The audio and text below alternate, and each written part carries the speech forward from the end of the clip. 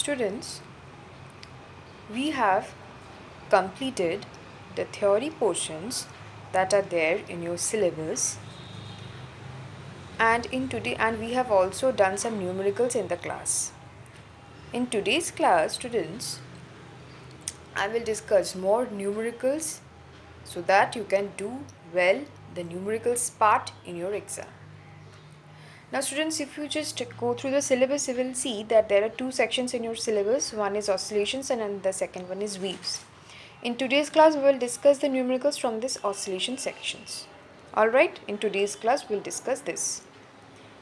Alright, and the students, the numericals that we will do are very important for your HS exam, for your coming exam. And this type of numericals you should practice before your exam. Alright, the questions as well as the answers I will discuss, but if you just go through the attachments, the questions and answers are there also. Alright, so let's discuss the sum number 1.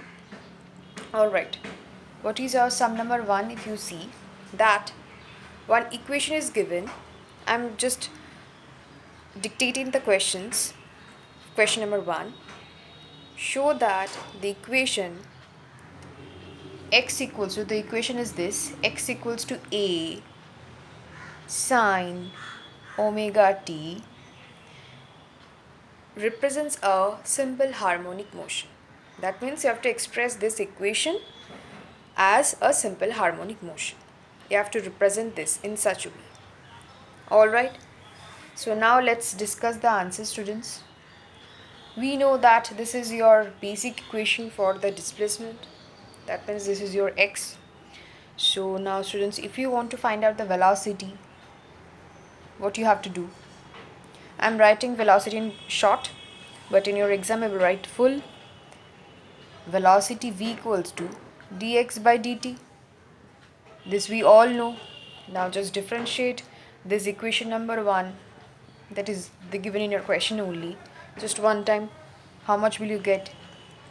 A omega cos omega t. Okay, a and omega are the constants, so they are written in front, and cos omega t is the differentiation of sin omega t. Alright, now velocity part is done. Now let's find out the acceleration. What is the formula for acceleration?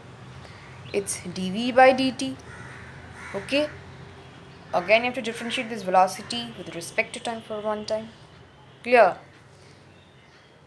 So what will you get? Minus a omega square sine omega t. Alright, that means in another words, you can see that we are just differentiating this equation number 1 just 2 times. With respect to whom? With respect to t. Okay, you have seen with respect to t I have done. Alright, so if you just see the equation, students, that is this equation, the equation for acceleration, it's minus a omega square sine omega t. How we can express in another way? We can write it as this, minus omega square x. Have you seen?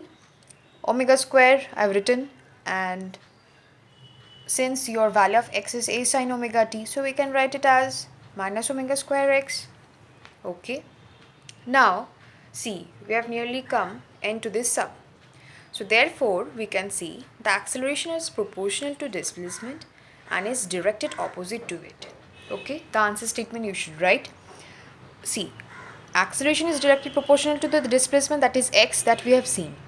And why we are terming it that it is directed opposite to it? Because of this negative sign. Okay, so yes, we can say therefore x equal to a sine omega t represents a SH. Okay, very important, students, this type of sum. Okay,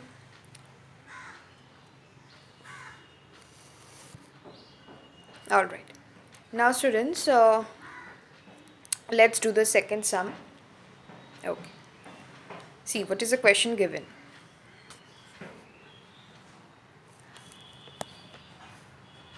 Okay.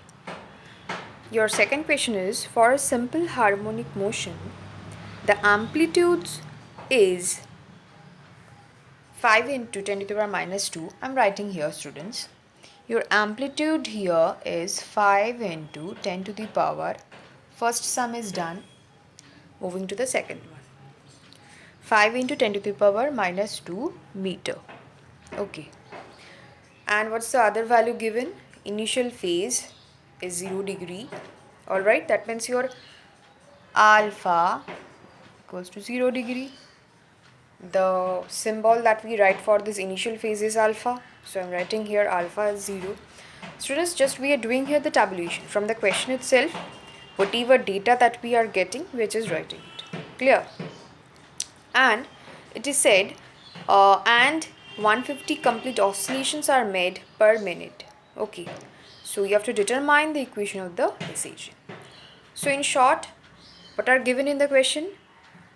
The amplitude's value is given, the initial phase, and 150 complete oscillations are made per minute. And you have to find out the equation for the SH. Clear?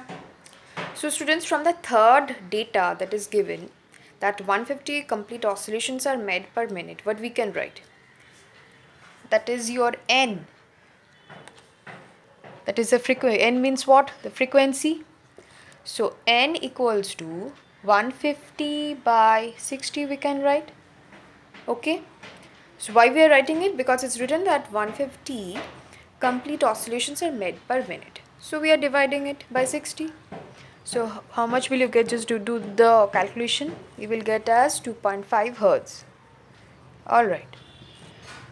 So your frequency also is done. The frequency calculation is done. Alright. Now students, if you remember the formula for angular velocity. What is the formula for angular velocity? First of all, angular velocity is denoted by omega and its value is 2 pi n. Okay.